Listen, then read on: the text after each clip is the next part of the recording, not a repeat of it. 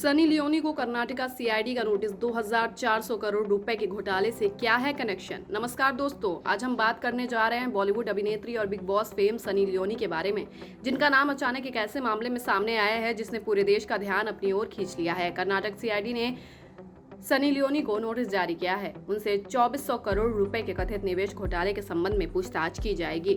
सबसे पहले ये साफ कर दें कि अभी तक सनी लियोनी पर किसी भी प्रकार का अपराध करने का आरोप नहीं लगाया गया है। सीआईडी का कहना है कि वो केवल कुछ आर्थिक लेन देन की जानकारी हासिल करना चाहती है, लेकिन सवाल यह है कि आखिर एक फिल्म अभिनेत्री एक नाम हजारों करोड़ रुपए के निवेश घोटाले में कैसे आ गया।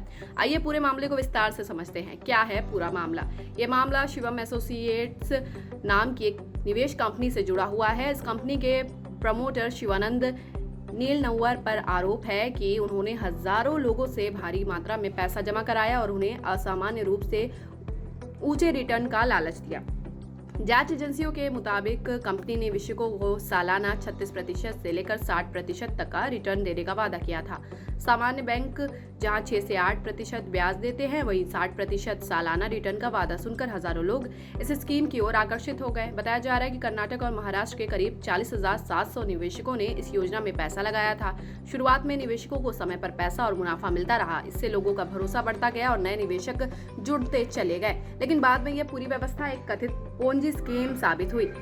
पोंजी स्कीम क्या होती है? पोंजी स्कीम एक प्रकार की वित्तीय धोखाधड़ी होती है। इसमें किसी वास्तविक व्यापार या निवेश से मुनाफा नहीं कमाया जाता है। पुराने निवेशकों को पैसा देने के लिए नए निवेशकों से पैसा लिया जाता है। जब तक नए लोग जुड़ते रहते हैं, स्कीम चलती रहती है, लेकिन जैसे ही नए निवेशकों की संख्या कम होने लगती है, पूरी व्यवस्था ढह जाती है और हजारों लोगों की मेहनत की कमाई डूब जाती है। भारत और दुनिया में कई बड़े वित्तीय घोटाले इसी मॉडल पर आधारित रहे हैं। जांच एजेंसियों का आरोप है कि शिवम एसोसिएट्स भी इसी तरह का काम कर रही थी।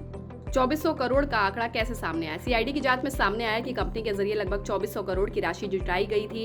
यह रकम हजारों निवेशकों से अलग अलग योजनाओं के माध्यम से ली गई थी। प्रारंभिक जांच में पता चला कि इस धनराशि का बड़ा हिस्सा निवेशकों को लौटाने के बजाय अन्य जगहों पर खर्च किया गया। जांच एजेंसियों के अनुसार लगभग 540 करोड़ शेयर बाजार में लगाए गए।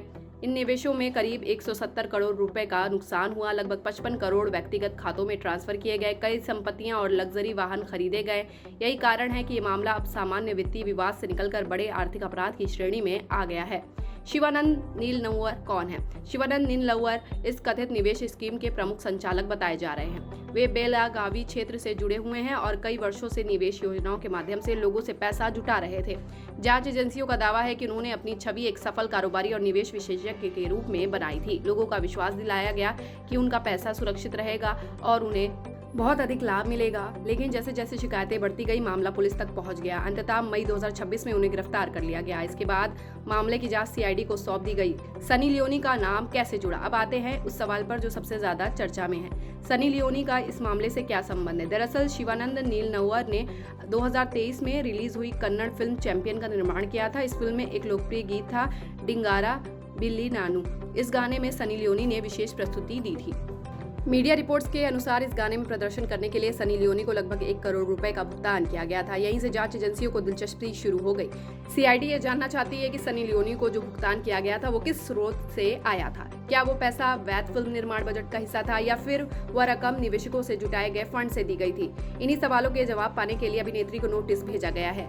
क्या सनी लियोनी आरोपी हैं? इस मामले का सबसे महत्वपूर्ण पहलू यही है। सीआईडी ने स्पष्ट रूप से कहा है कि सनी लियोनी किसी भी तरह से आरोपी नहीं है। उनके खिलाफ कोई आपराधिक मामला दर्ज नहीं किया गया है। जांच एजेंसी केवल तथ्य जुटा रही है। यदि किसी व्यक्ति को किसी प्रोजेक्ट के लिए वैध भुगतान मिला है और उसे उस पैसे के स्रोत की जानकारी नहीं थी, तो केवल भुगतान प्राप्त करने से वो अपराधी नहीं बन जाता। इसलिए फिलहाल सनी लियोनी को केवल गवाह या जानकारी देने वाले व्यक्ति के रूप में देखा जा रहा है। फिल्म इंडस्ट्री और जांच एजेंसी ऐसे मामले पहले भी सामने आ चुके हैं।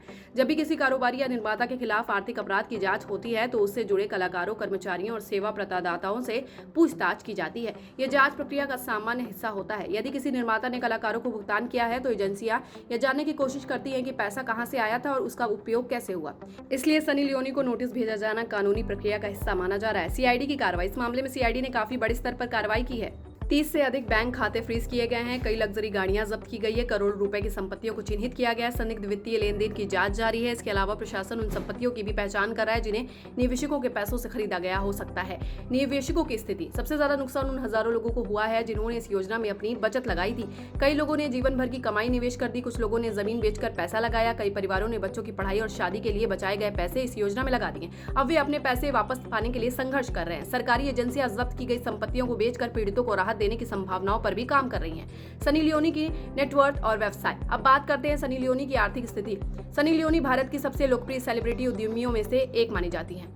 उनकी अनुमानित नेटवर्थ लगभग 100 करोड़ रुपए के आसपास बताई जा रही है। उनकी कमाई के प्रमुख स्रोत हैं फिल्में और टीवी शो। वह फिल्मों, वेब सीरीज और टीवी कार्यक्रमों में काम करती हैं। एक प्रोजेक्ट के लिए करोड़ों रुपए तक की फीस लेती हैं। ब्रांड एंडोर्समेंट, कई बड़े ब्रांड्स का प्रचार करती हैं। सोशल मीडिया प्रमोशन भी उनकी आय का बड़ा स्रोत है। कॉस्मेटिक ब्रांड, उन्होंने अपना मेकअप ब्रांड लॉन्च किया है जो भारतीय बाजार में तेजी से लोकप्रिय हुआ है। परफ्यूम और फ्रेग्रेंस बिजनेस, उनका फ्रेग्रेंस व्यवसाय भी लगातार विस्तार कर रहा है। फैशन और वेलनेस, वो फैशन और हेल्थ सेक्टर में भी निवेश कर चुकी है।